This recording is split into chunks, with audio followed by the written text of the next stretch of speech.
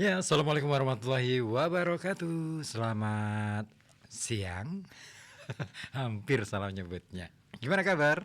Ya, semoga kabarnya baik dan bahagia. Dan iya, siang hari ini saya kembali menjumpai Anda di perjalanan Halo Kota Batik untuk hari apa ini? Selasa tanggal 6 Mei 2025. Ya. Dan seperti biasanya dalam perjalanan Halo Kota Batik ada banyak informasi, ada banyak hal-hal baru yang pastinya akan Anda dapatkan. Nah, kami juga menunggu informasi dari Anda. Silakan Anda bisa berbagi baik melalui saluran telepon 02854244474 ataupun melalui WhatsApp di 08554200912. Nanti pukul 3 ya. Kalau tidak ya kalau jadi ya. Nanti ada talk show layanan publik ya. Tetap di sini di FM 91,2 Radio Kota Batik, News Interaktif Solutif. Nah, sebagai informasi pembuka ini kawan, ini masih tayang nggak sih film Perang Kota? Ada yang sudah nonton? Nah, kalau belum, nah ada yang tahu nggak ternyata film ini diambil atau dicuplik dari novelnya karya dari Mohtar Lubis. Nah, novel Jalan Tak Ada Ujung kalau tidak salah itu. Siapa itu Mohtar Lubis? Nah, ini sekilas tentang siapa dia, Mohtar Lubis. Jadi dia ini seorang wartawan, novelis, penulis dan banyak hal yang bisa kita sematkan terhadap beliau. Nah, salah satu yang menarik dari tulisan beliau di tahun 80, sekitar 80-an, antara 84 sampai 85 ya kalau tidak salah. Saya menemukan sebuah artikel menarik ya yang dibukukan, tipis sih bukunya, karena itu semacam apa ya, pidato kali ya atau orasi budaya.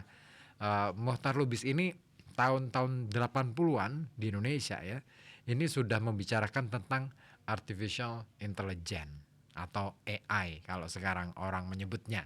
Nah, keren banget tulisannya dan sangat kritis terhadap perkembangan teknologi, bahwa iya, kita tidak untuk mengikuti tren teknologi, tetapi jangan lupa bahwa teknologi itu bukan manusia untuk teknologi, tetapi teknologi untuk manusia. Itu kata-kata beliau yang masih saya ingat dalam tulisan beliau. Nah, artinya apa? Bahwa jangan sampai gara-gara kita itu ngerasa ketinggalan teknologi, terus kemudian mencoba melaju lebih kencang untuk mengejar ketertinggalan itu, terus akhirnya kita terseok-seok hanya bisa mengikuti, tapi tidak bisa menggunakan secara optimal. Akhirnya ya mungkin ini ya yang sedang terjadi di Indonesia. Semalam saya membaca sebuah berita menarik ya mengenai AI.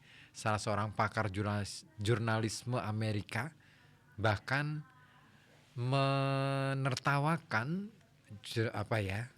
jurnalisme Indonesia yang sudah terlampau berani untuk menggunakan AI. Seru juga sih. Di Amerika saja penggunaan AI untuk kegiatan jurnalistik ya itu masih sangat dibatasi. Tidak semuanya harus menggunakan AI.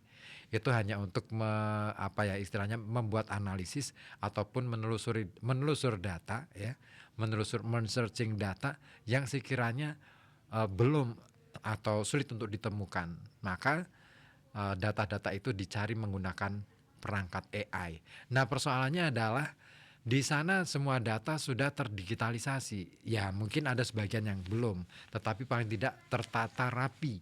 Nah, persoalannya di kita ini bias data ini luar biasa, akan sangat mungkin terjadi. Nah, itulah yang kemudian dikhawatirkan, ya. Nah, kembali ke Mohtar Lubis ini kawan. Jadi yang namanya Mohtar Lubis, si penulis novel dari Jalan Tak Ada Ujung yang sekarang ini difilmkan menjadi Perang Kota ya.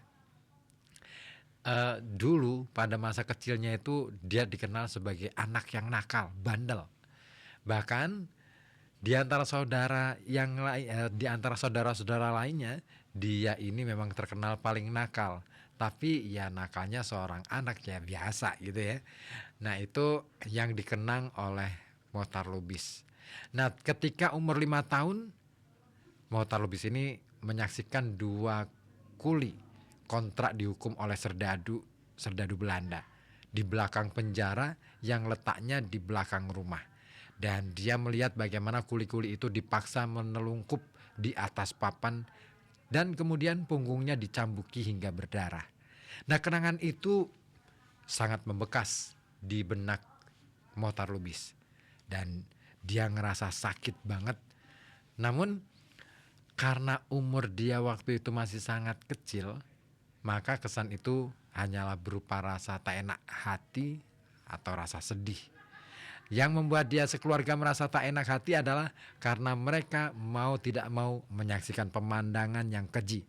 Sebab ayahnya, Raja Pandapotan, adalah seorang demang di lingkungan undermining atau perkebunan di daerah Sungai Penuh yang sekarang masuk wilayah Jambi. Waktu itu di Sumatera Utara dan Barat ini banyak undermining milik bangsa Belanda. Nah, mereka banyak mendatangkan kuli-kuli perkebunan dari Jawa dan mereka bekerja sebagai kuli kontrak. Nah, banyak di antaranya yang tak betah dan ada pula yang mencoba lari. Sebagai demang, sebagai pegawai pemerintah kolonial Belanda, menjadi tugas ayahnya untuk menangkapi kuli-kuli yang lari itu. Nah, sejak kejadian itu ayahnya berpesan wanti-wanti agar anak-anaknya kelak tidak ada yang jadi pegawai pamong praja. Keinginan ayahnya untuk menentang kesewenang-wenangan yang dilakukan oleh pemerintah kolonial Belanda itu tidak bisa tersalurkan. Oleh karena itu ya karena dia punya kedudukan pada waktu itu ya, tapi perasaan nasional, rasa cinta bangsa itu ia tanamkan pada anak-anaknya. Nah, ayahnya kerap mendapatkan teguran dari bosnya juga yang orang Belanda tentang anak-anaknya yang masuk pergerakan nasional yang mulai bermunculan di daerah itu. Nah, Mohtar Lubis waktu itu sudah aktif dalam berbagai kegiatan anak-anak muda nasional seperti Gerakan Kepaduan Bangsa Indonesia, kemudian Indonesia Muda, Surya Wirawan, dan kemudian Pergerakan Indonesia Raya. Nah, saudara dari Mohtar Lubis itu ternyata punya saudara 10 orang. Dan dia adalah nomor ke-6. Dilarikan di Sungai Penuh pada tanggal 7 Maret 1922. Nah, di kota itu pula dia menyelesaikan pendidikan HIS-nya dan di sekolahnya dia selalu mencapai angka tertinggi. Ya, boleh dibilang dia brilian lah ya, pintar ya. Nah, begitu juga waktu melanjutkan sekolahnya di sekolah ekonomi di Kayu Taman. Nah, di sekolah ini dia mulai belajar tentang sejarah ekonomi, kapitalisme, sosialisme, bahasa Inggris, Perancis, Jerman, Belanda, dan ilmu anggrek. Nah, waktu itu dan mungkin juga sampai sekarang sekolah ekonomi di Kayu Taman itu satu-satunya sekolah yang memberikan pelajaran tentang anggrek. Karena dirangsang oleh pelajarannya di sekolah, dia jadi gemar dengan mengemari bunga anggrek. Dan dia kerap kali masuk ke hutan-hutan di Gunung Kerinci untuk mencari anggrek. Nah, selain itu dia memang gemar mendaki, naik turun gunung. Sejak kecil Mohtar Lubis itu paling suka berolahraga. Tak heran tubuhnya nampak sehat dan segar semasa hari tuanya. Ya, 183. Jawab jawab Mohtar Lubis ketika ditanya berapa tinggi badannya. Nah, selain olahraga, dia juga senang melukis. Nah, soal pelajaran apa yang paling disuka waktu sekolah? Dia menjawab sejarah dan bahasa. Ya, minatnya pada bidang-bidang tersebut ternyata banyak memberi andil di kemudian hari. Lulus dari sekolah ekonomi selama 4 tahun, dia kemudian pergi ke Batavia pada tahun 40. Sampai tentara Jepang datang pada tahun 1942 dan dia bekerja di Bank Factory di kota itu. Nah, pada zaman pendudukan Jepang, dia aktif di radio Minter Jepang ya. Nah, tugasnya antara lain mendengarkan siaran-siaran propaganda dari pihak kaum serikat atau Amerika dan Inggris ya dalam bahasa Inggris. Dari sana dia mengetahui perkembangan situasi di dunia juga. Dan pada saat-saat kejatuhan Jepang dia juga tahu lebih dulu. Nah, waktu masih bekerja di Bank Factory, bersama rekan-rekan sekerjanya dia ditempatkan di sebuah camp di Jalan Riau. Di sana Mereka membentuk kelompok belajar mempelajari pengetahuan baru. Disitulah dia bertemu dengan Mr. Jansen, seorang ahli sastra yang kemudian banyak memberinya pelajaran tentang sastra, terutama sastra Eropa, Jepang, sejarah, serta ilmu kemasyarakatan. Nah, dari tangannya itu kemudian lahirlah tulisan-tulisan. Nah, novel pertamanya yang ditulis oleh Mohtar Lubis adalah Tak Ada Esok judulnya. Yang terkenal lainnya Di Jamal, Senja di Jakarta, kemudian Tanah Gersang. Sementara Jalan Tak Ada Ujung itu mendapatkan hadiah BMKN pada tahun 60. Harimau-Harimau adalah novelnya yang mendapat penghargaan dari Yayasan Buku Utama sebagai novel terbaik pada tahun 75. Nah, novel Jalan Tak Ada Ujung sendiri kini diadaptasi menjadi film dengan judul Perang Kota dan tayang pada tanggal 30 April kemarin ya. Dan film ini disutradari oleh Molly Surya dan dibintangi oleh Chico Jericho, Ariel Tatum dan juga Jerome Kurnia. Nah, setelah proklamasi bersama dengan Adam Malik, dia masuk ke kantor berita nasional Antara. Nah, menjadi wartawan pastinya. Nah, selama perang kemerdekaan, dia juga ikut hanyut dalam perjuangan melawan penjajah Belanda. Lari dari satu kota ke kota lain, bergerilya. Nah, sebagai wartawan, ya dia lebih banyak berjuang lewat pena. Dan sebagai pejuang pena, dia telah banyak melihat dan merasakan keras dan kejamnya suasana perang. Dia pernah mendapatkan hadiah dari PWI atas laporan perangnya waktu perang Korea. Penanya terkenal tajam, isi pikirannya pun terkenal lugas, tak kenal kompromi. Dan karena itu, tak jarang dia itu menerima risiko-risikonya. Pada zaman Belanda, pernah ditahan pejuang lainnya oleh Westerling. Dan pada tahun 1949, Mohtar Lubis mendirikan Koran Indonesia Raya dan sejak tahun 52 dia menjadi pemimpin redaksinya sampai di Bredel pada tahun 58. Di zaman Orde Lama, dia sempat masuk tahanan di Madiun selama 4,5 tahun dan gara-gara tulisannya itu gara-gara tulisannya di koran yang dia pimpin. Nah, agaknya memang berbakat langganan masuk tahanan dia ya. Nah, pada zaman Orde Baru, dia juga sempat dibui, tepatnya pada tahun 75 selama 5 tahun. Nah, sifat oposan, menentang yang dimilikinya itu tak lain dari perwujudan sikap hidupnya yang senantiasa ingin jujur dan terbuka. Satunya kata dengan hati, keinginannya untuk menyatakan setiap isi hati tanpa tedeng aling-aling, termasuk tidak munafik terhadap diri sendiri.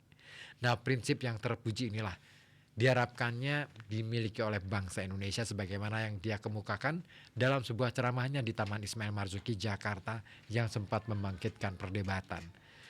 Dia sempat katakan kepada anak-anak dia bahwa dia tekankan pendidikan itu dan jangan takut kalau merasa benar. Kita harus jujur, tidak bersikap munafik juga terhadap diri sendiri.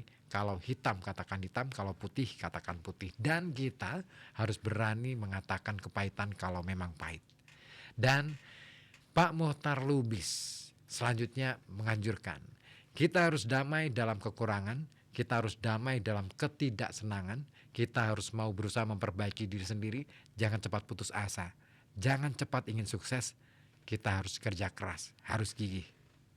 Ya, nama Mohtar Lubis banyak mendapatkan pujian, penghargaan dari berbagai kalangan. Pernah juga mendapatkan hadiah Ramon Magsaysay dari pemerintah Filipina tahun 68. Juga pernah mendapatkan hadiah Pena Emas dari International Federation of Publisher and Editor. Selama beberapa waktu juga dia menjadi editor Asia dari majalah Newsweek. Nah, hampir seluruh negara-negara di dunia telah dikunjungi kecuali negara komunis, biasanya dalam rangka program-program pendidikan atau riset. Setelah tidak lagi menjadi editor di Newsweek, Mohtar Lubis menghabiskan waktunya sebagai anggota Akademi Kesenian Jakarta dan hidup dengan tenang di rumahnya di Jalan Bonang, berhadapan dengan Gedung Proklamasi. Di masa tuanya, kerjanya cuma menulis, antara lain menulis cerita anak, novel, serta untuk penerbitan luar negeri. Di rumah itu pula dia tinggal bersama istrinya yang dikawinnya sebulan sebelum proklamasi. Ya, itulah riwayat Mohtar Lubis menulis novel Jalan Tak Ada Ujung yang sekarang yang lagi tayang nih di bioskop jadi film perang kota. Pengen nonton sih. Kapan ya? Anda pengen nonton nggak? Yuk nonton bareng. Kapan? Oke, ditunggu respon dari Anda. Silakan di 0285424474 ataupun melalui WhatsApp di 0855420091.